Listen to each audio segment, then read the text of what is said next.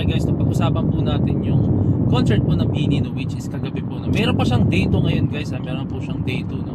Pero sa day 1 ako noon. No, and disclaimer lang, 1 hour late ako guys. Very very sorry. No.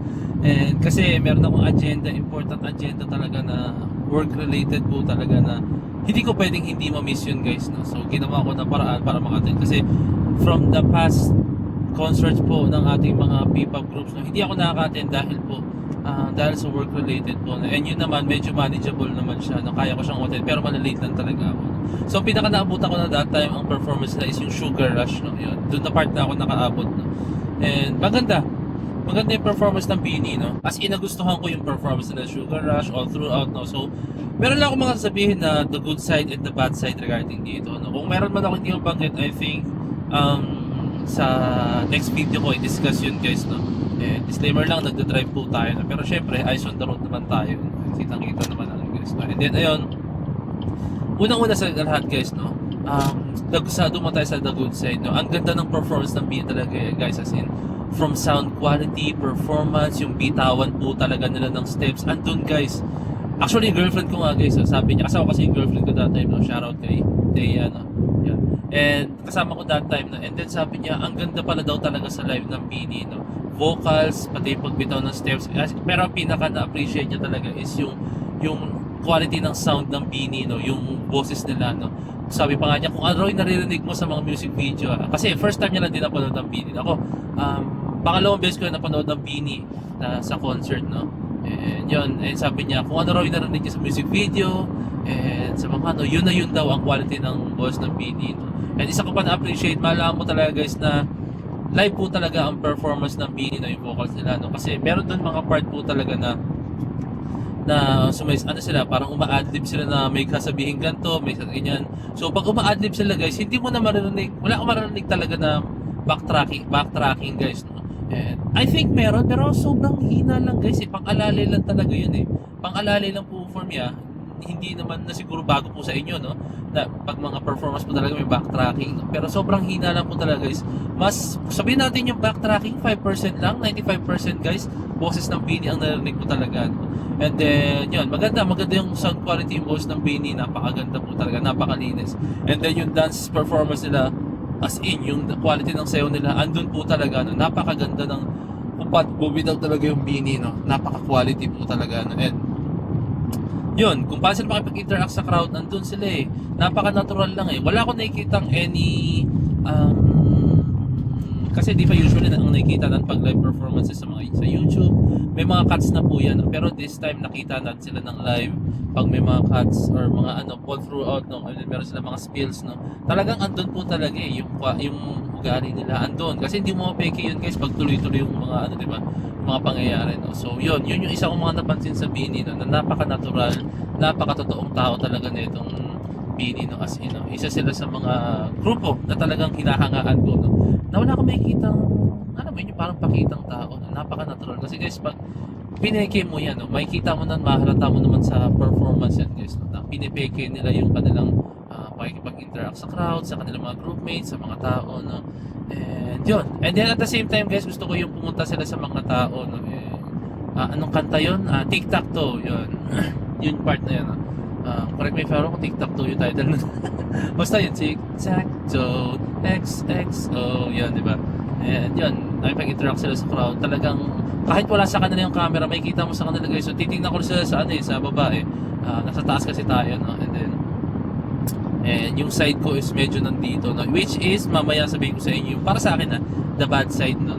May sabihin ako regarding the bad side, no? And then, ayun, galing nila makipag-interact, talagang totoo, no? Pag may lumalapit sa kanila, talagang binibigyan nila ng oras, hindi yung tipong, ay hindi, ako na, mamaya na po kayo makipag-picture. Talagang, sila, kahit kumakanta, time na nila, may camera na, no? Talagang, binibigay talaga nila yung attention nila sa mga fans po talaga. Kasi, naman yun So, guys, wag naman kayo mag-expect na sabihin nyo, hindi, dapat buong MOA Arena nilibot nila, no? Hindi pwede ganun, guys.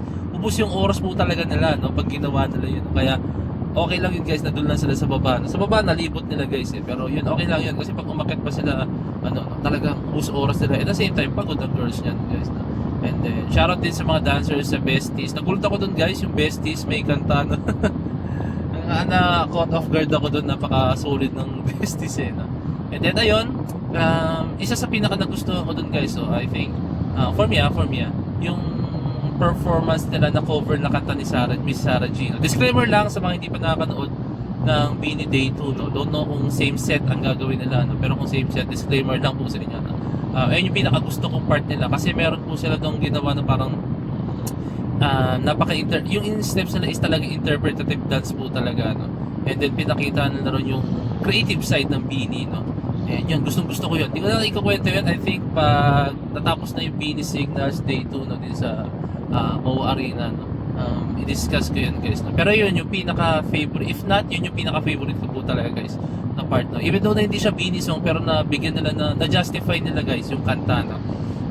Parang teatro nga yung dating eh, teatro yung dating guys. Tapos yung bagsakan ng steps as in, tapos yung emotions kung paano sila umarte, ang ganda, sobrang ganda guys. Yun yung pinaka favorite ko sa parte ng concert na yun guys, as in, yun yung doon talaga ako nabilib, sobrang napapalakpak talaga ako. And then given na syempre yung ibang performance nila, which is yung pinerform nila rin yung sa Coachella nila guys, no? Coachella nila, pinerform rin nila yung Coachella set.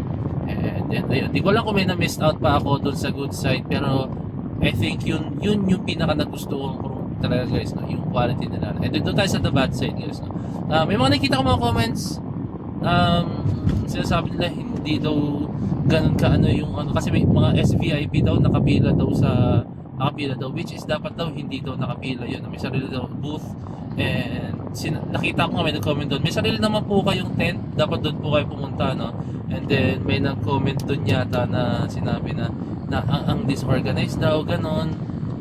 Hindi daw maganda yung pagkaka-organize sa event, ganon. May mga ganon ako narinig na mga comments guys, no? And for me naman guys, no, hindi natin mataalis yung mga ganun pag sobrang daming tao lang. Pero makokontrol natin yun guys, no? Kung halimbawa naman talaga na ahead of time is na-predict natin yung mga ganung klase mga pangyayari, no? So I think hindi na-predict ng that time management. Pero guys, hindi ito kasalanan ng girls, ha? I think ang may fault dito is yung organizers, no? As in sila ano lang. Pero sobrang maliit lang, yung lapses naman doon is sobrang ano lang. Ayun yung mga nabasa kong mga comments, no? Pero for me, all in all, maganda naman yung run ng ano. Isa ko pa napansin guys, no?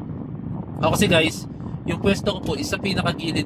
Hindi naman pinakagilid to the point, no? So, ang view namin ng girlfriend ko, medyo sa siguro medyo hindi ko na makikita yung Beanie, no? Hindi ko full makikita kung sa pinaka-side ka ng stage, no? Tapos pinakataas ka, no?